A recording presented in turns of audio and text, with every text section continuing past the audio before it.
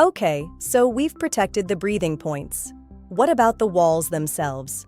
Because element number 3 focuses on Class A sheathing and roofing. And the memo singles out a specific product type here, non-combustible sheathing. Best answer I have discovered are USG Structocrete brand concrete panels.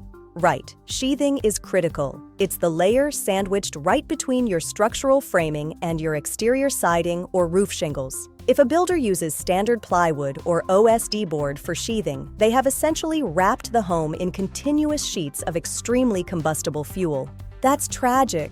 If the outer siding fails, the fire hits the plywood and the whole wall goes up.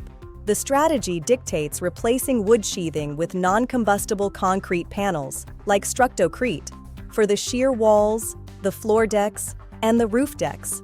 So there's nothing to burn, so that the fuel is removed and the home is non-combustible. Exactly, it provides zero combustible fuel. If the outer siding fails, the fire just hits a wall of non-combustible concrete. Speaking of the outer siding failing, that leads us perfectly to element 4. The ignition-resistant exterior assembly. This covers the doors and the windows of our fortress. But remember that insulation in the wall of the home burns as well. There is only one non-combustible insulation, and that is rock wool. I was genuinely surprised to learn about the physics of how windows fail in a fire. The flames don't even have to touch the glass. The radiant heat alone from a fire burning 50 feet away can be so intense that standard pane glass simply shatters from the thermal stress. Wow, the window breaks, falls out, and the wind drives the fire straight onto your living room. A fully compliant CBC 7A build requires tempered dual-pane windows. So, the outer pane is basically resistant to heat. The outer pane is tempered to withstand that immense thermal shock without shattering. And this element also demands solid fire-resistant entry doors and fully enclosed eaves so embers can't get trapped in the roof overhangs and burn through the soffits. All right, so we have the steel skeleton, the fortified vents, the concrete sheathing, and the tempered glass. The full package. Almost. Is there a final fail-safe layer inside the fortress? Yes. Element 5 is interior fire sprinklers. Interior sprinklers are now absolutely mandatory for new or replacement construction in these high-hazard zones.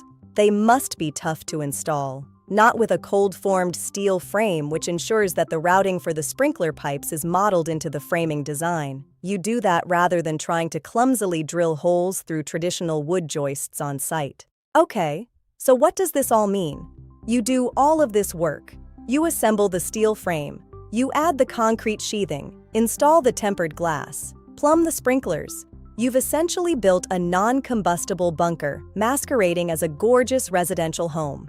Which is the dream. But how does the insurance company sitting in an office building 3 states away actually know you did all this? The memo mentions a massive technological shift happening behind the scenes. It specifically names a high-resolution hazard intelligence platform called Guidewire. Our insurance carriers use software algorithms to decide who gets dropped and who gets covered. This raises an important question about the future of property ownership itself. Yes, the days of a local insurance agent driving by your house and eyeballing your roof are over. That's all automated now. The global insurance industry is bleeding billions of dollars from climate disasters. In response, carriers are relying heavily on AI-driven hazard platforms.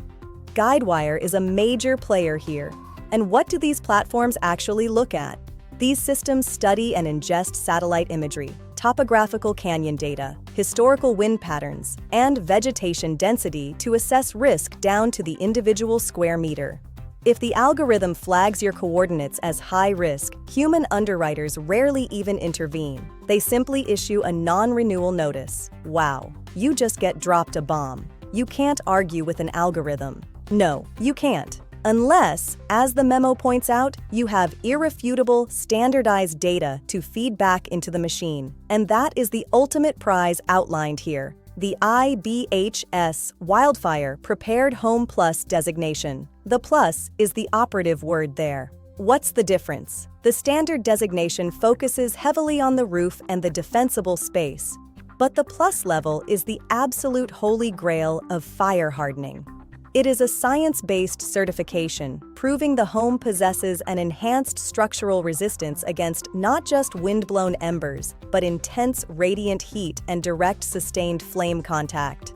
The pathway to getting this certification blew my mind because of the economics involved. It's incredible. The builder pre-qualifies the design against the updated technical standard. They partner with an IBHS-approved third-party inspector who documents the entire build. The builder issues a certificate of the bill of materials that were used to create the non-combustible home, and then they submit all the evidence to IBHS with an administrative application fee of, wait for it, $125. That's it. It is easily the most valuable $125 you will ever spend in real estate. You aren't just buying a certificate, you are buying algorithmic immunity. Algorithmic immunity. I love that phrase. The memo actually spells out the rewards. That certificate unlocks insurance premium discounts of 5 to 40% with participating carriers, which is thousands of dollars. Right. And it severely diminishes the risk of the insurer dropping your policy, which is just a daily nightmare for homeowners in California right now. And because the home is certifiably insurable, its resale value and marketability skyrocket compared to the wood-framed house right next door. You are providing the automated underwriting systems with the exact structured data they crave. When a carrier's hazard platform sees the IBHS Plus certification, it checks a very specific box that overrides the regional risk profile. You are mathematically proving that your home is non-combustible and safe to insure. So, to bring it all together for those watching, we started by uncovering the deeply counterintuitive reality of fire statistics, right? Where an ordinary candle claims more lives annually, but wildfires create massive, uninsurable catastrophic zones. We covered a lot of ground. We did just that. We navigated the sheer bureaucratic terror of the 18 to 24-month rebuild timeline and discovered how a 12-day permit-ready cold-form steel system can literally save a homeowner's financial standing by beating those unforgiving insurance deadlines. And we traced the path of a fire to see how combining a steel skeleton with the 5 elements of fire, hardening from the zone moat to the specialized vents to the concrete sheathing earns that ultimate wildfire-prepared Home Plus designation. The memo brilliantly summarizes the entire business case. Speed is the hook, but insurance hardening is the closer. It fundamentally shifts the balance of power. You transition from being a helpless victim of a volatile climate and a ruthless insurance market into the owner of a highly desirable, scientifically validated asset, which leaves us with a final thought to mull over. We talked at the beginning about the illusion of the permanent home and how vulnerable our traditional building methods truly are. As extreme weather accelerates and the massive global insurance industry relies increasingly on high-res satellite hazard intelligence and unforgiving algorithms to decide who gets coverage, will the future of real estate value be determined not by square footage or granite countertops or even ocean views, but by the scientifically proven non-combustible rating of a home's invisible skeleton? I say yes to that question. It is definitely something to think about the next time you look at a house, wondering what's really beyond the exterior siding and beneath the floor tile. Hope you enjoyed the discussion and update. Thank you, Alan and Jan. Contact frameupnow.com if you are interested in learning more.